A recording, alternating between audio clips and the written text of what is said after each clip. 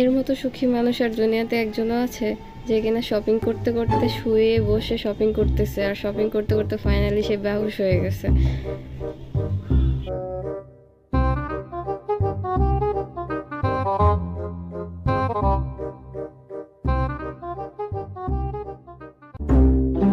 তো ফাইনালি আমরা আসলে পুজো শুরু হয়ে গেছে আর শপিং করতে চলে এসেছি, বাট আমরা এখন কোনটা থেকে কোনটা কিনবো সেটাই বুঝতে পারতেছিলাম না। যে এত বড় দোকানে এত এত শাড়ি দেখে আসলে আমাদের নিজেদেরও মাথা ঘুরে গেছে যে কোন শাড়িটা আসলে কিনবো। তো দোকানদার তো দেখাতে দেখাতে আমাদেরকে পুরো ফেড আপ হয়ে গেছে যে আমাদের পছন্দই হচ্ছে না যে কোনটা সবচেয়ে ভালো হবে শাড়ি, কোনটা পরলে ভালো লাগবে।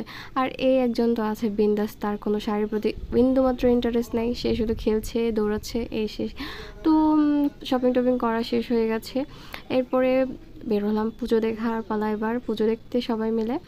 আর পুজো দেখা মানে কোন এরিয়ার সব পুজোটা সবচেয়ে বেশি ভালো হয়েছে, মানে প্রতিমা সবচেয়ে বেশি ভালো হয়েছে, আর প্যান্ডেলিং সবচেয়ে বেশি ভালো হয়েছে, লাইটিং খুবই ভালো হয়েছে। তো ওইটা দেখে আমরা আসলে জাস্টিফাই করি এবং পয়েন্ট দেই, তো জাজমেন্ট আমরাই। তো যাই হোক, পুজো দেখতে বের হয়েছি। নবমী দশমী একটু বৃষ্টিটা ছিল না বলে পুজো দেখতে পেরেছি। আর সপ্তমী অষ্টমী ষষ্ঠী ভালোভাবে পুজোই দেখা হয় নাই, কারণ এত ধুমছে বৃষ্টি ছিল। তো এখানে ফাইনালি এসে পড়েছি, প্যান্ডেলটা এত চমৎকার ছিল, ভালোই লাগছিল দেখতে। আর আজকে ফাইনালি নবমীর দিনে বের হয়ে গেছি পুজো দেখতে, কারণ আজকে বৃষ্টিটা নেই।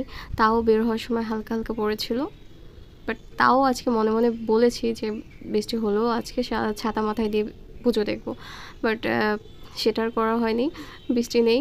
সো আজকে বিন্দাস পুজো দেখব আর ঘুরবো ফিরবো, খাবো দাবো, দেন হচ্ছে যত রাতই হোক বাড়ি ফিরবো। আমাদের ভোলাতে গুটি কয়েক পুজো হয়, বাট আমরা অনেক বেশি আনন্দ করি এবং বিন্দাস ডান্স করি। তো আপনাদেরকে সেটাই দেখাচ্ছি।